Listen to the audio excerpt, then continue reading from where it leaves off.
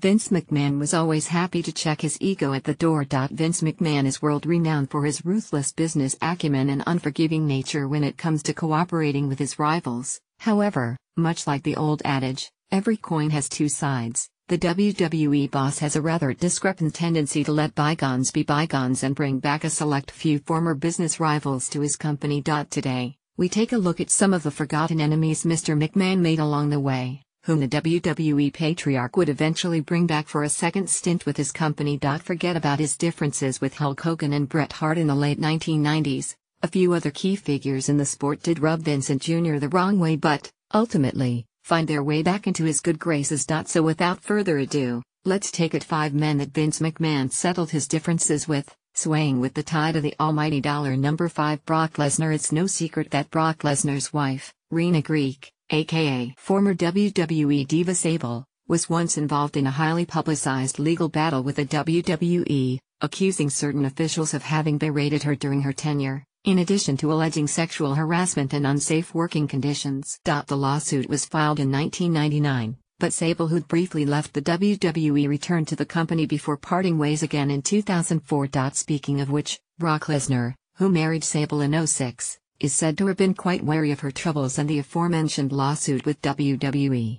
And although both Sable and WWE did reach a settlement, Lesnar also quit the promotion in '04, following which he shared a blow-hot blow-cold relationship with Vince McMahon. Needless to say, there was considerable heat between the WWE head honcho and the Beast until Lesnar returned to WWE in 2012. It ought to be noted that McMahon was reportedly furious at Lesnar turning down well-paid offers to return to WWE, but he did, eventually, welcome the former UFC heavyweight champion back into the fold.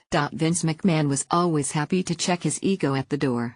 Number 4, Eric Bischoff. Eric Bischoff helmed the WWE's most famous rival promotion, WCW, a company that was put out of business, then bought by Vince McMahon in 2001. However, Bischoff, sponsored by Time Warner's Ted Turner, would often resort to unscrupulous measures so as to bring down McMahon and destroy the WWE.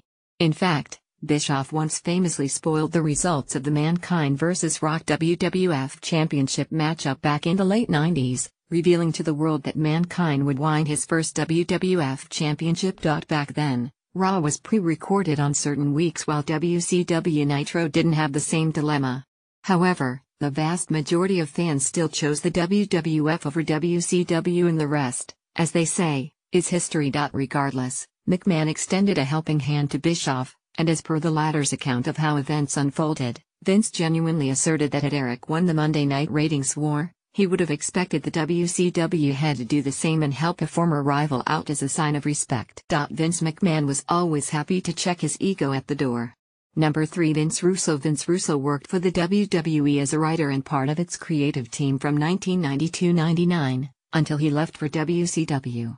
The controversial figure is both criticized for helping the WWF until his departure, as well as contributing to a slight improvement followed by a sudden downfall of WCW. One ought to note that the WWE picked up steam thanks to the Austin vs. Mr. McMahon feud and was on the road to besting WCW. However, when Russo first got his hands on the Ted Turner-owned company's creative team, he did, in fact, turn around WCW's fortunes for a very brief period of time by putting forth incredibly edgy storylines. Unfortunately, things went pear-shaped very soon, as the New York native's writing soon led to some of the worst wrestling television ever produced. Russo and Bischoff saw the downfall of WCW. However, much like the latter, Russo too was roped in by Vince McMahon to help with the WWE's proceedings. Mind you, the WWE boss was incredibly irate at Russo for leaving his company and working for WCW, but rehired him nonetheless.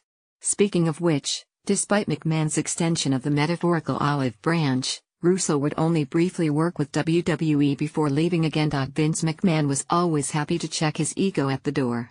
Number 2, The Ultimate Warrior. The Self-Destruction of the Ultimate Warrior is a documentary released by the WWE a few years ago, an account of how the man left WWE on bitter terms, following which his career took an unfortunate nosedive. Warrior parted ways with Vince McMahon and WWE after a highly publicized creative battle backstage, following which he briefly worked for WCW, unable to garner much steam there.